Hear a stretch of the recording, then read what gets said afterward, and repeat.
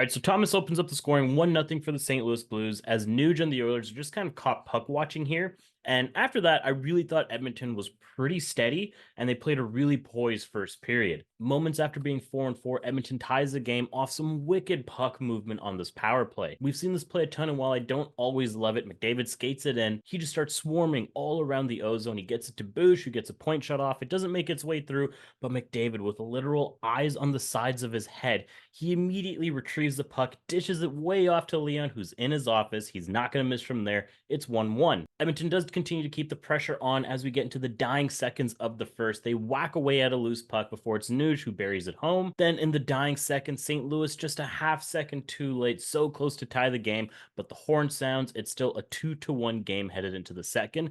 And that's where St. Louis just plays like a perfect period of hockey. They have a great response early in the second, getting 2 goals in short order. Edmonton does start to react and respond a bit more physically. They're trying to swing the momentum back into their favor, and St. Louis almost just baiting them in to do that. Vinny, he dishes out a heavy cross check. He gets called for it. St. Louis scores within seconds on the ensuing power play, and then Perry and Scandella get into a fight, but Scandella just kind of pushes him into the boards and then pushes him down to the ice. It wasn't really much of a fight. Like, he didn't even bother really throwing fists. Then Connor Brown takes an ozone penalty. Obviously, you know what happens next. St. Louis scores their 4th goal of the period. It's 5-2 heading into the third. And look, man, you almost got to give some stick taps and some tips of the hat to Bennington.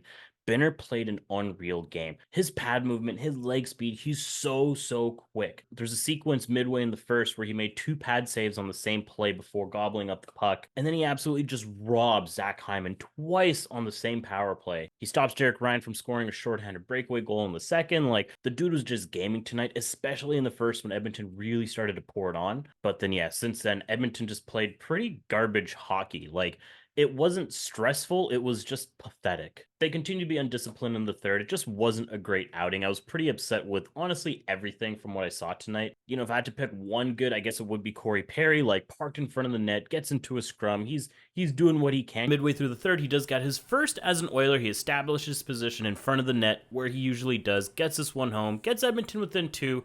But yeah, it's just too little too late. So yeah, man, pretty garbage is what it is. Edmonton plays Dallas on Saturday in the afternoon. I might be late on Saturday getting a video out for that game. If not, it'll end up coming out on Sunday. But I'm going to leave it at that. Thanks so much for watching. Catch you guys over the weekend.